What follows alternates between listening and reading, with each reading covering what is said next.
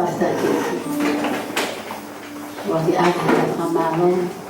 Kuia balanglang. Gloria ki tua. Kohi ko pota puaki.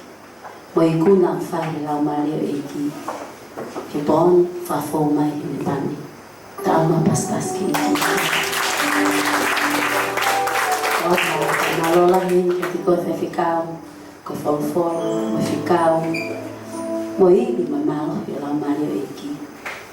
Ko ki faraha mai ki manton ki bon. Afita ko hi ko kabena ki Omi atik manton ki bon ni. Pane fratu. Otom kita ulo ikutau. Inasi he pane fratu kan. Pea tau Kristiani tau maino ini tau ilo beta tau lu ko tau puliana atua. Ko tau tui. Ko iki. Ya sis kalaisi. Tako ni kakay tanto. Nung tayo maman, ko pahala ka to ay atua. Taho ko ko eh. Tao la iki, fa iki, kau princess. Kiho ko eh palofita, ko fa ficar, que tunga tamba. Pia ko fa fita ila ko to fa mana ko mekatik manto ko mantunga. Ihe pulang ada tua, lalu tay maman kau kau tak pulang hari. Tay kau tapi kau lagi kafitu, kau mau biar kau tak tahu biar kafitu kau ya. Kau mau biar kau tak tahu biar kafitu ke. Kau mau biar kau faham lain, biar kau kepihih orang mau Kristian kau tapi. Kau lama ni tidak tahu tu. Pea o fifia bon que te famanak mekat manto homal tu uma e pulianga tua pea que tau la iki ko e fai ficao ko e palofita ko e tui pa tau fifia bon pea ko famalo la que te fai ficao ate le famalo que tala loto soan famalo ko tahini me fotutu a iki lo que tongani ai o fe maton me programa faos ai platform sisu ke tunila e tal fa kolon amen famalon ke to tupu esa spesialan na lo yo mo ka mai programa poni pe fo famalon ke ka hiwa ai sa fitu malo wa ka mai me frahi o to pon pe fo famalon ke ko fa nga mari e mi ya que vai malo me platform siso que feito nila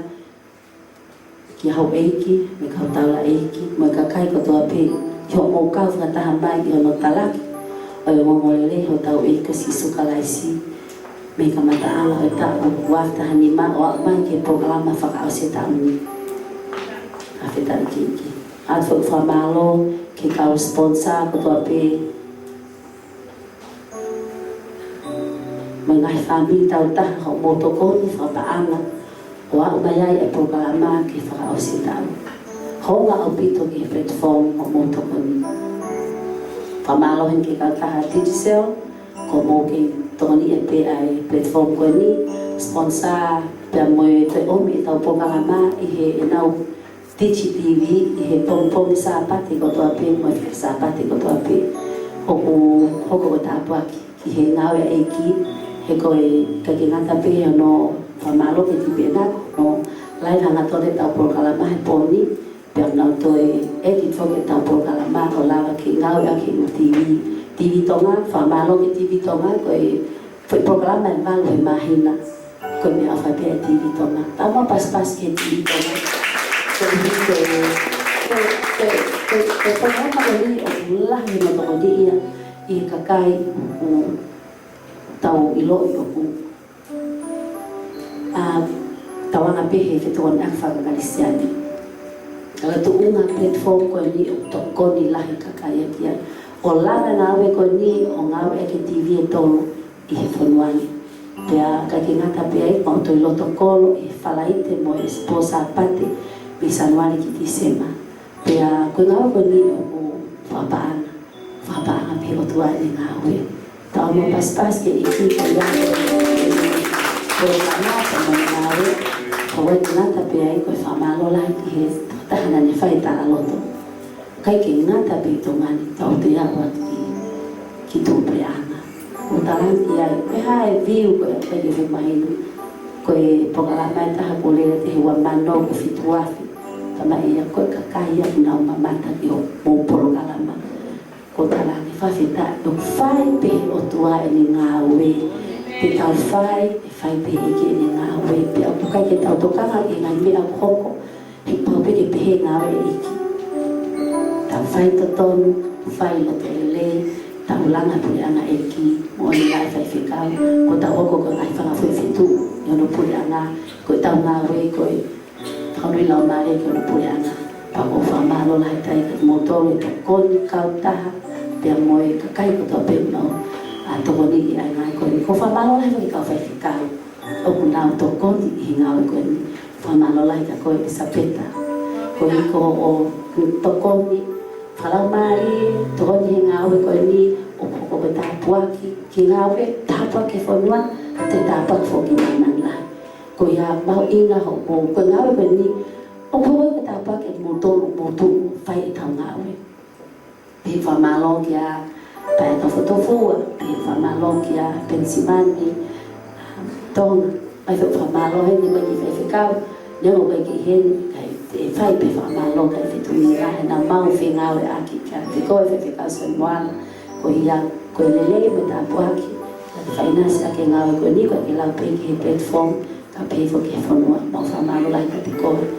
Kai ke ngāwe whamalo ki o tōgan ko konfenisi, whamalo lai ka te koe nisi.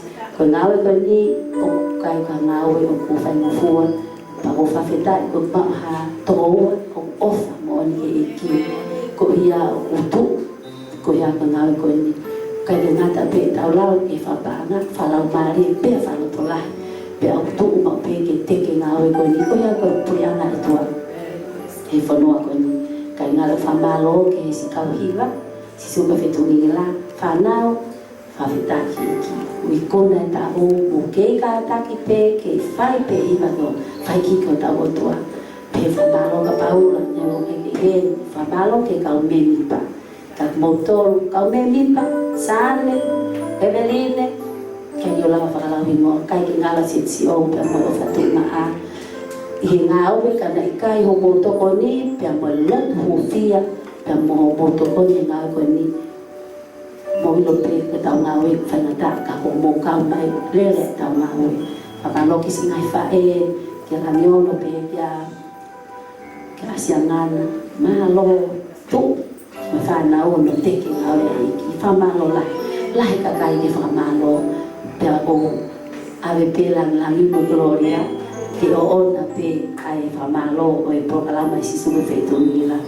Pako wata le waheni ai tala mondu kia te ki motoro kotoa pe. O ke mo mao ha Christmas fefia, mo whonu manu ia, pe me he whoki ke tau whoho, whonu tā pekina. Hallelujah, amen. Maua.